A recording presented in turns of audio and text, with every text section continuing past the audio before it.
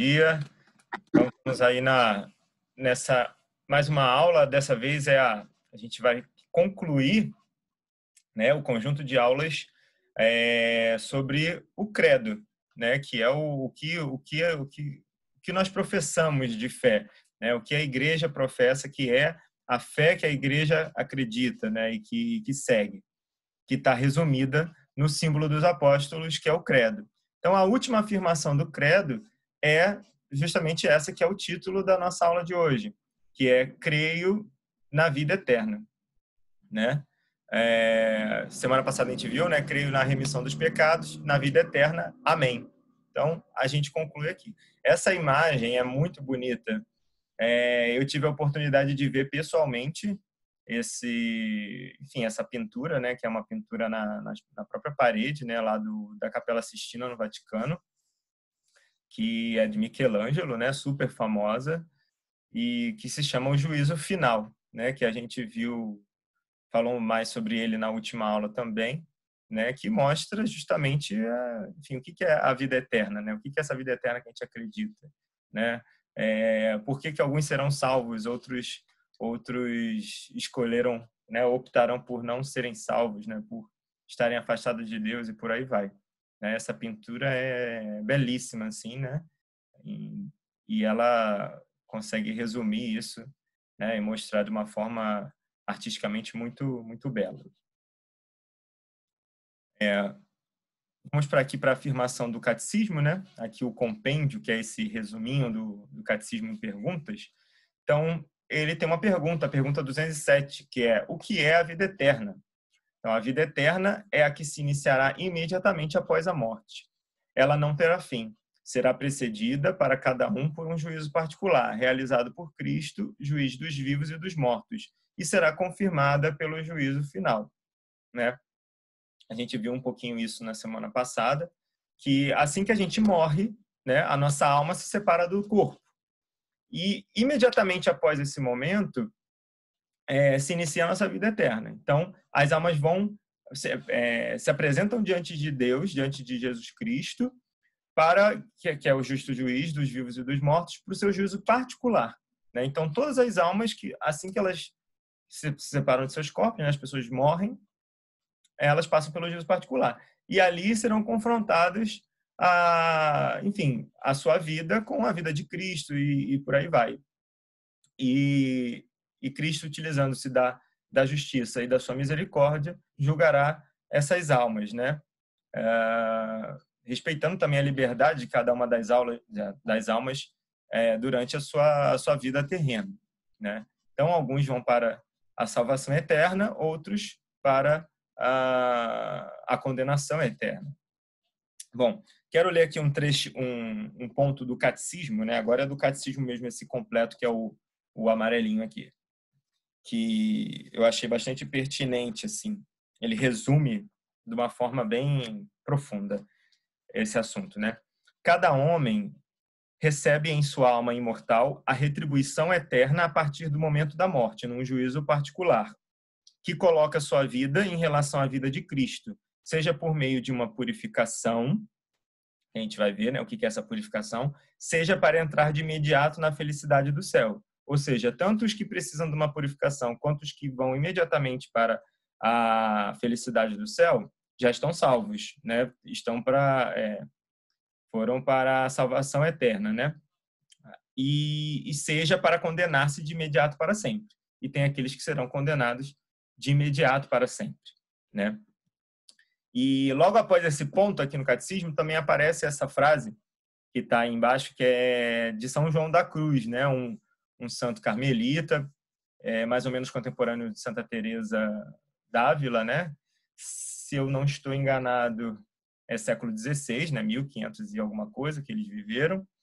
E ele foi um santo místico e tal, doutor da igreja, enfim, né? Não é fraco, não.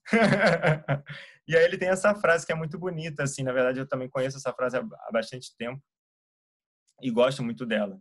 Chama, no entardecer da vida, seremos julgados sobre o amor. Então, no final das contas, a gente vai, Deus vai querer saber da gente. Você amor ou não amor? Né?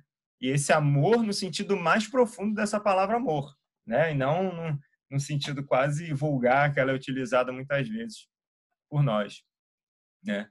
Então, confrontar com a nossa vida com a vida de Cristo, que é o próprio amor encarnado, né?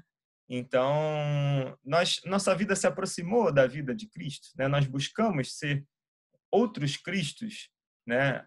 Dentro das nossas circunstâncias, as circunstâncias que fomos chamados por Deus. Então, esse que é que será o nosso julgamento após a morte. Então, é a morte que abre essa porta da vida eterna, né? E a vida eterna, né? Ela é a meta do homem. Então, o homem é chamado a isso, né? Ele é criado, feito para amar a Deus e alcançar a vida eterna e continuar vivendo a felicidade eterna diante do seu Criador, né?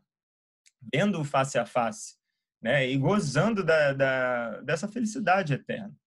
Então, a vida não termina, transforma-se, né? Isso que nós, como cristãos, temos que ter isso muito forte no nosso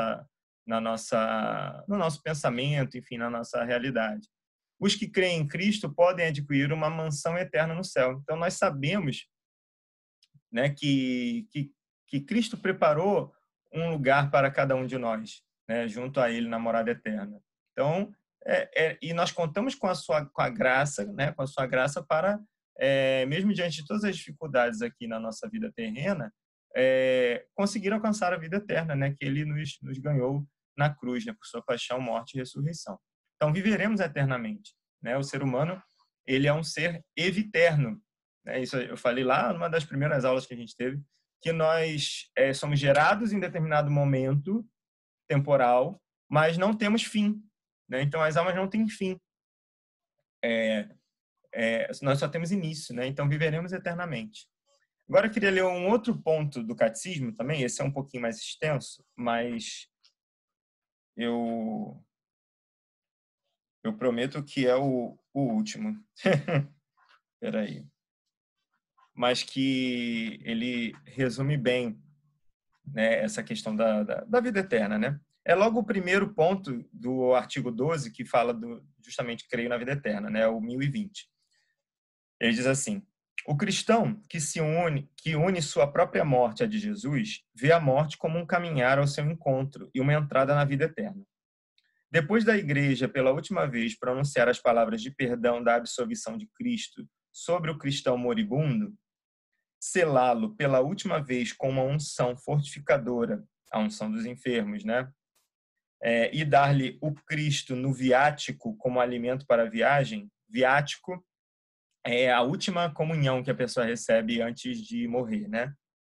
Diz-lhe com doce segurança estas palavras. Agora, o que eu vou ler é um trecho do rito das exéquias, né? Que é o da encomendação da alma. Quando a pessoa está moribunda, e se eu não me engano também quando a pessoa já faleceu, enfim, aí faz o ritual durante o velório e se houver a missa de exéquias também, mas não tenho certeza, tá? Mas é o trecho do rito das exéquias, que diz assim: deixa este mundo, alma cristã, em nome do Pai Todo-Poderoso que te criou, em nome de Jesus Cristo, o Filho de Deus vivo, que sofreu por ti, em nome do Espírito Santo, que foi derramado em ti. Toma teu lugar hoje na paz e fixa tua morada com Deus na Santa Sião, com a Virgem Maria, a Mãe de Deus, com São José, os anjos e todos os santos de Deus. Volta para junto do teu Criador, que te formou do pó da terra, que na hora em que tua alma sair do teu corpo, se apressem a teu encontro Maria, os anjos e todos os santos, que possas ver teu Redentor face a face. Né? Nossa, como é bonito, né, essa oração do rito das exéquias, né, e como que é tão forte e evidente a fé da Igreja na salvação, na vida eterna, né? Então, você vê que ela não tem um tom de pesar pela morte da pessoa, e sim um tom de alegria, né? Apesar da tristeza humana que a gente com certeza sempre sente, né, quando a gente perde pessoas queridas, mas uma alegria sobrenatural de saber que aquela alma está prestes a encontrar com seu Criador, né? A estar na felicidade eterna, né? Que tão logo aconteça esse momento da morte, virão os anjos, Nossa Senhora, enfim, e o próprio Cristo para abraçar essa alma e levá-la junto a Deus, né? né, de fato, uma vez que essa alma optou por isso, né? E a igreja, ela está ali presente na nossa vida desde quando a gente nasce até o último segundo da nossa morte.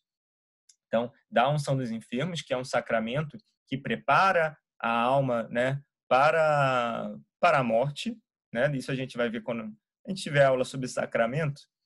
Eu vou tentar, né, explicar um pouco melhor. E o último é a Eucaristia também, né, que é o alimento da vida eterna, né? É o Santo Sacramento.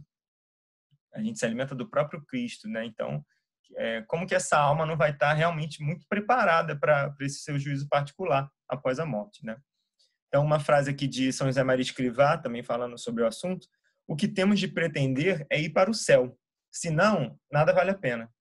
Então, se todas as atividades da nossa vida, tudo que a gente faça, tudo não está voltado para esse nosso fim último, a gente está perdido. A gente não está vivendo uma vida de verdade, né? Uma vida que vale a pena, porque só isso vale a pena. Então, tudo que eu faça, tudo, exatamente tudo, meu trabalho, família, as minhas escolhas que eu faço durante a vida, né? Enfim, diversas opções que temos que tomar, se ela não está voltada, né, para esse nosso fim último, a gente está fora do caminho, né? E a gente pode se complicar no meio desse caminho, né? Bom, e esse juízo particular, ele vai definir os que vão para a vida eterna no céu, né, diante de Deus, e os que vão para a condenação eterna. Então, para o céu vão os que têm a alma limpa.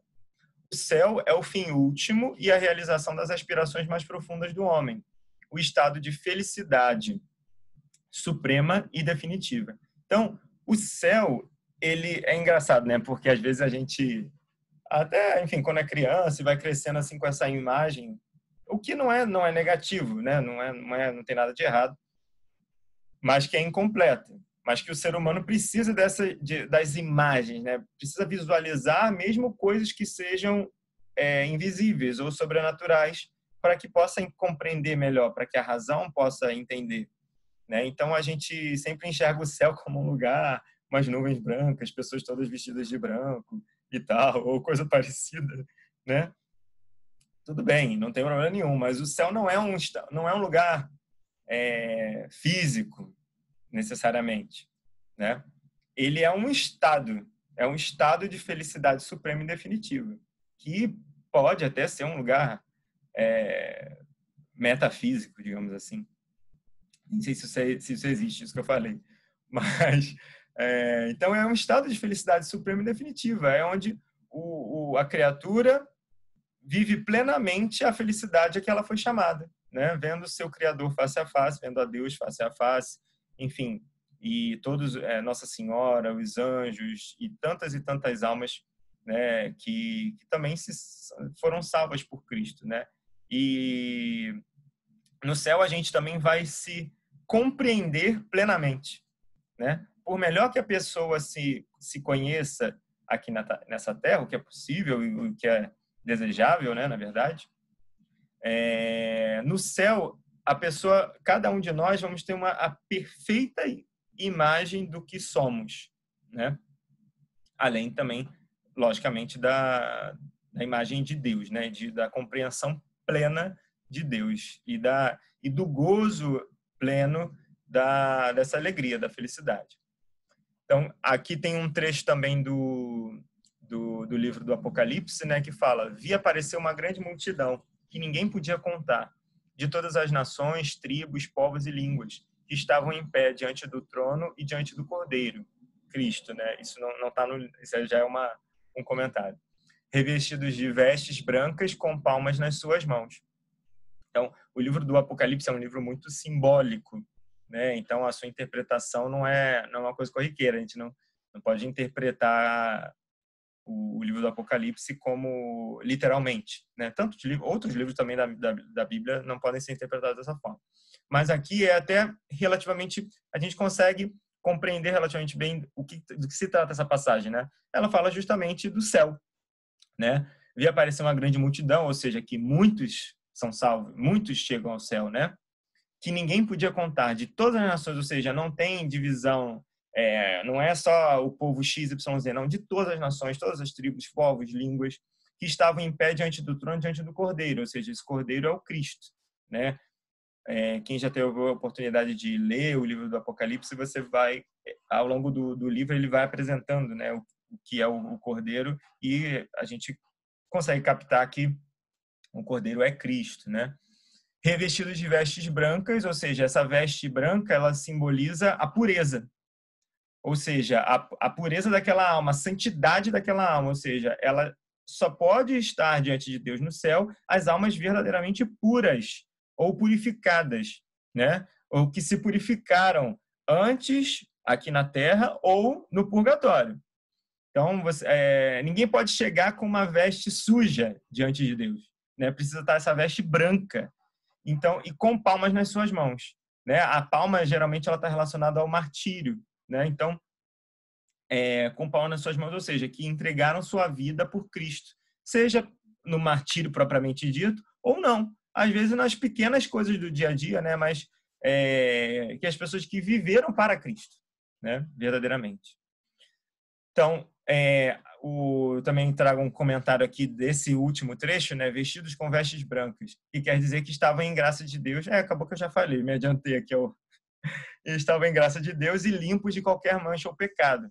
Por isso receberam o prêmio do céu. Como diz o Evangelho, né, na passagem das bem-aventuranças, né, o próprio Cristo falando, bem-aventurados os puros de coração, porque verão a Deus. Então, para que vejamos a Deus, precisamos ser puros de coração. E falando um pouquinho mais do céu, né, eu já até comentei também isso, o céu consiste em ver, amar e gozar de Deus eternamente.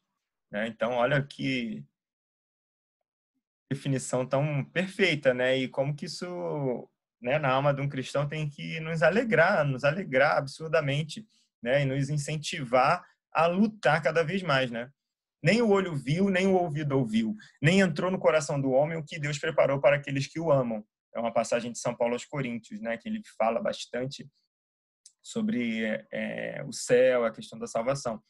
E a gente viu, sei lá, acho que umas 2 aulas atrás, não sei se foi na última aula, talvez, falando sobre a questão do céu, né? Que é até difícil a gente tentar imaginar o que é o céu, né? A gente pode tentar e fazer algumas referências a coisas que vivemos, as nossas alegrias que vivemos aqui, mas não chega nem perto da maior alegria que a gente possa ter aqui na Terra, né? Então, resumido justamente aí nessa frase de São Paulo, né? Nem o olho viu, nem o ouvido ouviu, nem entrou no coração do homem o que Deus preparou para aqueles que o amam, ou seja, é muito além da nossa limitada imaginação.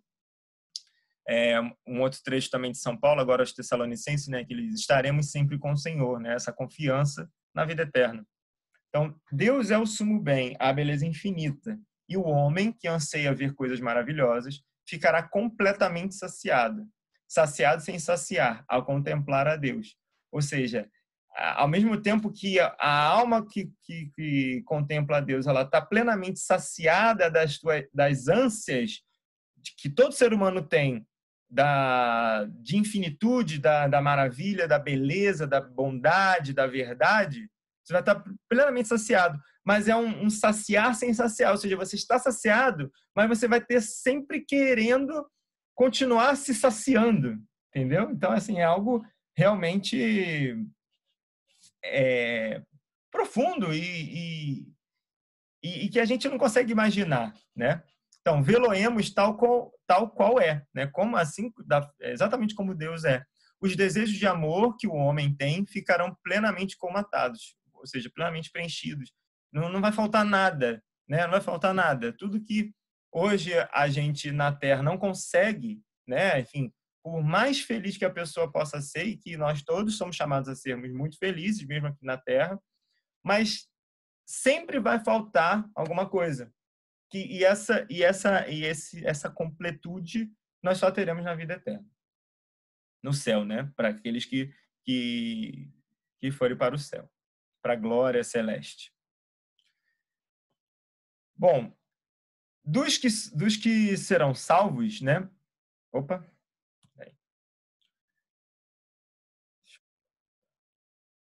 minha imagem não atrapalhar aqui. Dos que serão salvos, alguns, né, uma parte, não sei quantos, vão precisar anteriormente passar por uma purificação final, né? Ou purgatório, que é o que a igreja professa como purgatório. Então, essa doutrina do purgatório, ela foi desenvolvida ao longo do tempo, né? Ela foi desenvolvida, não, ela foi verificada pela igreja, né? Compreendida pela igreja ao longo do tempo, né? Especificamente em 2 concílios, o Concílio de Florença e o Concílio de Trento, que isso ficou melhor compreendido, né? Enfim, a partir das passagens das Escrituras e etc., que existe um purgatório. E no purgatório as pessoas já estão salvas, né? Como eu já falei também em outras aulas. É como se fosse uma antessala do céu. Mas, em consequência dos nossos pecados, né?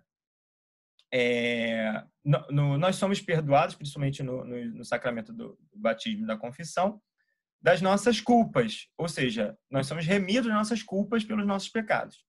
Mas todo pecado ele deixa uma marca na alma, né? Ele deixa uma pena temporal, ou seja, uma pena que não é para a vida eterna, mas é uma pena temporal, porque você já foi perdoado, né? Então não há mais culpa, né? Aquela alma já está em estado de graça, mas o pecado ele deixa um resíduo, que é essa pena temporal. E essa pena temporal, ela precisa ser purificada ou na terra ou no purgatório, para aqueles que não o fizerem na terra, né? Então, esse mais ou menos é a doutrina da igreja com relação ao porquê que existe o purgatório. E uma das passagens principais né, dos evangelhos que fala sobre isso, eu vou até pegar o trecho aqui para... Que é aqui, ó. Na verdade, esse aqui é um comentário de São Gregório Magno, né, falando sobre a doutrina do purgatório. Ele fala: no que concerne a certas faltas leves, deve-se crer que existe antes do juízo um fogo purificador, segundo o que afirma aquele que é a verdade, ou seja, Cristo, dizendo que se alguém tiver pronunciado uma blasfêmia contra o Espírito Santo, aí já é ele comentando esse trecho do Evangelho de Mateus, que Cristo fala que as blasfêmias contra o Espírito Santo não são perdoadas, mas outras são perdoadas, ou na terra, ou posteriormente. Ele fala assim, né? Se alguém tiver pronunciado uma blasfêmia contra o Espírito Santo, não lhe será perdoada nem no presente século, nem no século futuro. Desta afirmação, podemos deduzir que certas faltas podem ser perdoadas no século presente, ao passo que outras no século futuro, né? Então, fala justamente da purificação dessas penas do pecado. Ou seja, então nós podemos nos purificar tanto na terra, através das nossas boas obras, orações, enfim, e também as indulgências, que aí é um conceito interessante relacionado a isso, mas a gente lá na frente vai ter, na aula sobre o sacramento da confissão, se eu não me engano, fala melhor sobre indulgência. Então, não vou entrar muito nessa questão agora. Se quiserem procurar, pesquisar no catecismo, na internet, enfim, fiquem à vontade. Que é uma oportunidade de purificação aqui na Terra ainda. Mas aqueles que morrem sem essa purificação passarão pelo purgatório e a fim de obterem a santidade necessária para entrar na alegria do céu, né? Para que a veste daquela alma esteja perfeitamente limpa e branca para estar diante de Deus.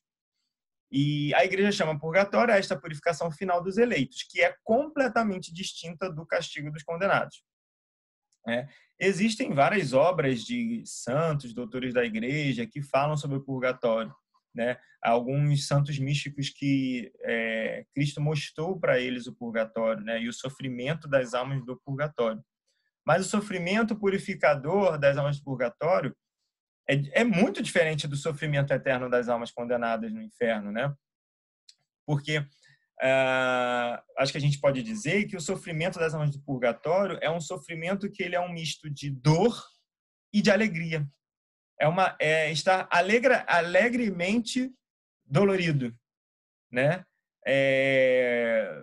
Enfim, tentando fazer uma ponte aqui com coisas corriqueiras, né? Como que às vezes a gente tem que fazer um esforço, um sofrimento para obter uma coisa que a gente sabe que é boa, por mais que a gente passe ali por grandes dificuldades. O purgatório é mais ou menos isso, lógico que extremamente amplificado tanto na alegria quanto na dor, tá? Mas é isso, a alma ali ela está sofrendo, ela está se purificando, mas ela tem a certeza da salvação, né? Ela sabe que aquilo é necessário para que ela tão em breve esteja diante do seu Criador com as vestes plenamente brancas, né, e purificadas. E nós podemos ajudar essas almas, né? Como eu comentei também lá na aula da comunhão dos santos, né?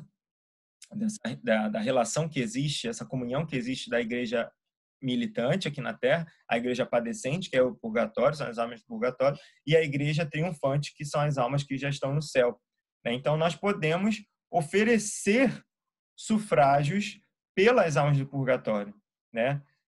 Então, Deus quer que a igreja da Terra ajude as almas do purgatório, porque elas, por si só, elas não podem rezar por elas, né? Lembra que eu comentei isso também? Onde estão a purificar-se e com o desejo ardente de ir para o céu para estar com Deus, né? Então, a igreja é chamada vivamente a isso, né? Então, diariamente a igreja reza pelas almas do purgatório, né? Isso é importante que a gente tenha essa consciência e que nós nos consideremos parte da igreja e que temos esse dever, né, de caridade com as almas do purgatório, né? E quem sabe que após a nossa morte seremos nós que vamos precisar também dessas orações. Então, temos de ajudá-las e podemos fazê-lo com estes auxílios, né? Oferecer como sufrágio a Santa Missa, né? Colocar na intenção de uma missa, rezar pelas almas do purgatório, colocar nas nossas orações pessoais, enfim, orações vocais, orações mentais que nós façamos, oração do terço, rezar, oferecer pelas almas do purgatório, oferecer nossas boas obras, pequenas mortificações. Posso escolher uma pequena mortificação que eu faça diariamente ou semanalmente, sei lá, segunda-feira, que é um dia que a igreja especialmente ou particularmente reza pelas almas do purgatório, né? Então, toda segunda-feira eu não vou comer uma sobremesa no almoço e vou oferecer essa mortificação pelas almas do purgatório, um exemplo, né? Então, assim, às vezes parece que é uma coisa pequena, simples, mas que faz muita diferença e que é muito agradável a Deus, né? E agora a condenação eterna, né?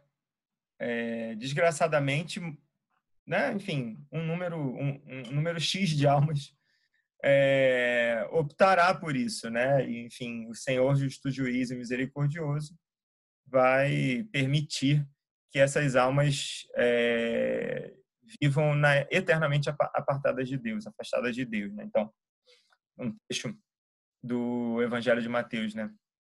Que Deus fala justamente do juízo final, né? Da separação das ovelhas e dos cabritos e tal. Então, ele explica essa questão do juízo final. E aí ele fala o que o Senhor vai falar para os que foram condenados, né? Apartai-vos de mim, malditos, para o fogo eterno. Olha como é forte, né, essa passagem. Que foi preparado para o demônio e para os seus anjos. E conclui. E esses irão para o suplício eterno. Ou seja, essas almas que vão para o inferno, elas estão condenadas a viver a eternidade longe de Deus e todo o sofrimento, toda a dor desse fogo eterno a gente também não consegue imaginar, né? O quão ruim é o inferno, né? Então a gente tem que ter isso muito claro, né? Porque infelizmente algumas denominações, né, cristãs protestantes perderam esses dogmas, né? Perderam essas doutrinas, tanto do purgatório quanto do inferno, e acreditam que, eu acredito em Deus, estou salvo. Não, não é assim. Cristo, em momento nenhum, falou isso. Lógico que crer em Deus é um grande passo para isso, né? Mas Deus conta também com a nossa liberdade, com a nossa vontade, né? Nossa força de vontade para fazer a vontade dele, né? E ele nos ajuda com a sua graça, né? Com muitas bênçãos para isso. Então, o purgatório é uma doutrina própria da igreja e o inferno também. O inferno existe. Então a gente tem que ter isso muito claro. O inferno existe. E todos nós corremos esse risco de perdermos a salvação, né? Se nós não fizermos por onde. Então, o inferno existe porque Deus é justo. Então, isso é um sinal de justiça também, né? E tendo que premiar os homens que livremente fizeram o bem, tem que castigar os que livremente fizeram o mal, né? Então, se nós, que somos tão limitados, também agimos dessa forma, né? Nós temos prisões e punições para quem age de forma errada na sociedade. Deus também age de forma semelhante, porém muito mais perfeita do que nós, né? Nós, seres humanos, muitas vezes condenamos quem não era para ser condenado e premiamos quem não era para ser premiado. Para Deus não existe, não acontece dessa forma, né? É tudo muito perfeito. De fato, os premiados são os que merecem ser premiados e os castigados também. Os que livremente fizeram mal, né? Então, no inferno não há nenhum descanso e não se acaba nunca de sofrer porque é eterno, né? Em várias passagens das Escrituras também fala, né? Onde haverá choro e ranger de dentes, né? Então, esse constante estado de dor, de ausência de descanso, né? De ausência de paz. Não existe paz, não existe alegria, é só tristeza, dor, cansaço, enfim, é tudo isso e mais um pouco, né? Disse o Senhor, ide malditos para o fogo eterno, né? Que é o trecho lá da passagem lá de cima ainda de Mateus. A existência do inferno, perdão, a existência do inferno e a eternidade das suas penas são uma verdade de fé em que devemos acreditar firmemente, né? Então, a gente não tem que temer, temer no mau sentido da palavra, né? O inferno, e sim buscar o céu, mas tendo muito claro na nossa mente que o inferno existe e que ele é uma possibilidade, né? E que a gente vai lutar até o último segundo da nossa vida para ir para o céu, né? Que uma alma, da mesma forma que ela pode se salvar no último segundo, ela também pode se perder no último segundo, né? Então, a nossa vida, a gente tem que estar 100% do tempo dela atento, né? E nessa luta, né? E quando a gente pensa na maravilha do céu, isso fica muito mais fácil, digamos assim, né? Bom, para o inferno vão os que morrem em pecado mortal, né? Eu também já comentei isso em outras aulas, né? Quem não está em estado de graça, ou seja, naquela alma não vive mais o Espírito Santo, porque ela expulsou o Espírito Santo de si ao cometer um pecado mortal, né? No momento do juízo, o Senhor condena os maus ao inferno. O pecado mortal são os pecados relacionados diretamente aos 10 mandamentos, né? De uma forma bem sintetizada, a gente pode compreender dessa forma. Quem são esses maus que vão para o inferno? São Paulo enumera as obras da carne: fornicação, luxúria, idolatria, inimizades, invejas, homicídios. Então, se a gente for ver, tudo isso que São Paulo enumera está relacionado com algum ou alguns dos 10 mandamentos, né? A fornicação e luxúria está relacionada ao sexto e nono mandamento, a idolatria ao primeiro mandamento, inimizades, enfim, pode estar relacionado também ao quinto mandamento, quarto mandamento, né? Inveja, aí é o nono mandamento, oitavo mandamento, décimo mandamento, homicídios, quinto mandamento, por aí vai. E afirma, os que as praticam não possuirão o reino de Deus. Então, é bem, né? Aqui é São Paulo, né? Que fala, ele é bem enfático com isso, né? Os que as praticam não possuirão o reino de Deus, né? Então, os que as praticam e logicamente não se arrependem disso, né? Não quer dizer que a pessoa ela cometeu um pecado e ela não tem mais salvação, muito pelo contrário, ela tem salvação, mas aqueles que têm nessa prática algo normal, né? Enfim, que não buscam esse perdão. Em definitivo, são todos os que, ao morrer, têm a alma manchada pelo pecado mortal, né? Então, a alma que morre em estado de pecado mortal, ela, né, enfim, vai ser muito provavelmente chamada à condenação eterna. É lógico que, né, Deus que sabe todas as coisas, mas ao mesmo tempo Deus nos mostra esses caminhos, né? E deixa muito claro que é isso que acontece. Então a gente tem que fazer de tudo possível para que tanto salvar a nossa alma e salvar as almas das pessoas que, enfim, que estão próximas de nós, né? Logicamente, com a ordem de hierarquia, né, que é necessária, né? Nossos familiares, amigos próximos, pessoas que dependem de nós, pessoas que passam pela nossa vida, etc., amigos, né?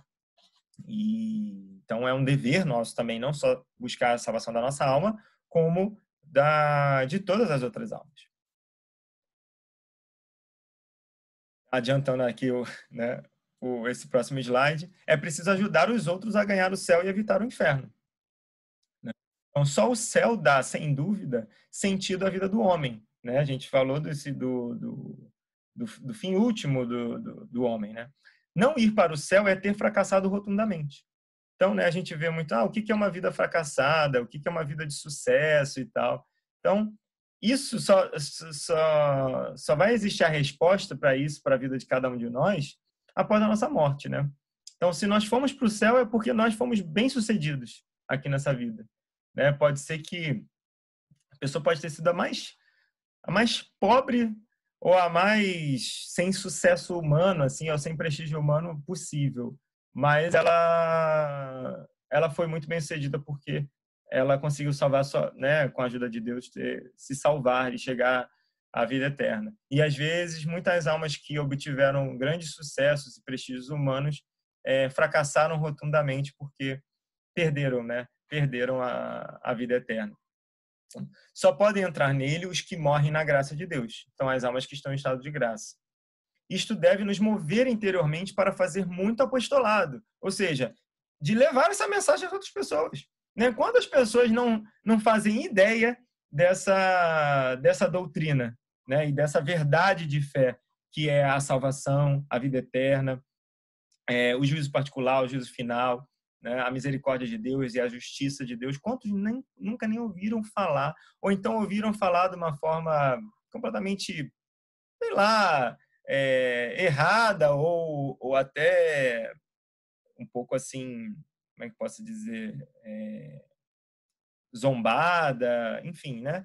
De diversas formas. Então, é nosso dever também levar essa mensagem a todas as pessoas, que é fazer apostolado, falar da mensagem de salvação de Jesus, né? E conseguir que todos os homens se salvem. Ou seja, temos que rezar, oferecer pequenas mortificações, né? Eu já comentei sobre isso, viver exemplarmente a nossa vocação cristã, falar aos outros de Deus.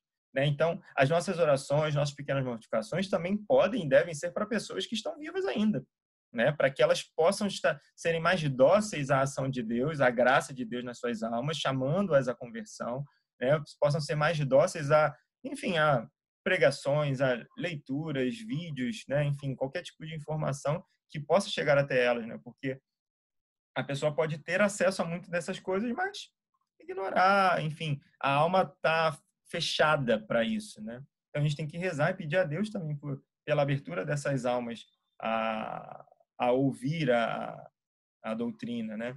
E Deus premia a generosidade e teremos o gozo de nos encontrarmos no céu com essas almas que ajudamos na terra. Então, além de tudo que a gente viu aí na doutrina sobre o céu, vai ser também muito recompensante, né? A gente poder encontrar aquelas pessoas que nós fizemos apostolado, nós falamos de Deus para elas e tal. Não necessariamente falar com palavras, né? Mas com a nossa vida, né? Enfim, pessoas que conviveram com a gente, a nossa vida ali foi realmente um reflexo, né? Nós fomos outros Cristos, né? Ipse Christus, outros Cristos na vida daquelas pessoas, né? Então, como que isso vai ainda aumentar ainda mais a nossa alegria no céu? Então, essa é a nossa missão também, né? Ajudar os outros a ganhar o céu. E, finalmente, né? Como todas as orações, e essa não seria diferente, né? Ela termina com amém, né? Depois da última afirmação, né? E na vida eterna, amém. Então, o amém, aqui ele está com N de propósito, tá?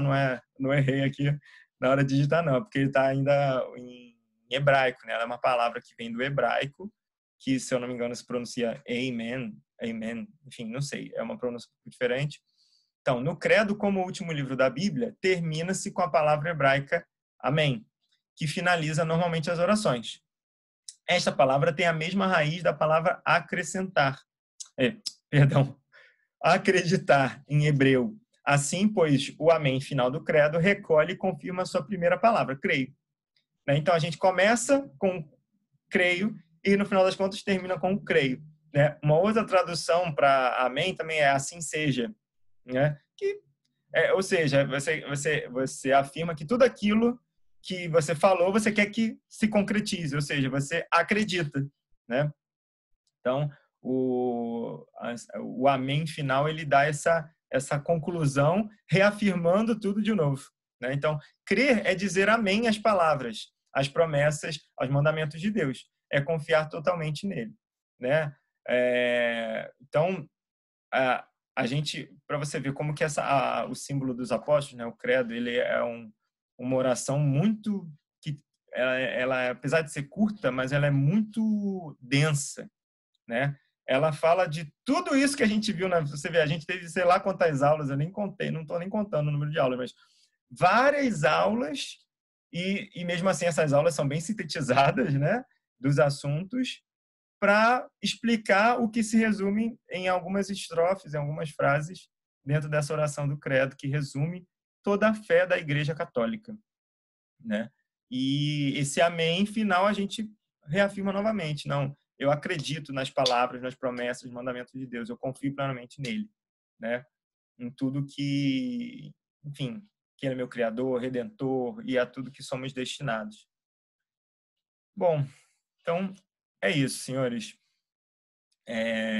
Com a aula de hoje a gente conclui, né, essa primeira parte, que é o primeiro terço do Catecismo da Igreja, falando sobre em que cremos, né? A próxima parte fala da celebração, né? Como que se celebra, né? Como que a Igreja celebra. Deixa eu ver aqui até o nome certinho aqui dessa parte do catecismo, que é a celebração do mistério cristão. Então, a gente vai ver liturgia, a gente vai ver sacramentos, enfim, muita coisa. Tá ok?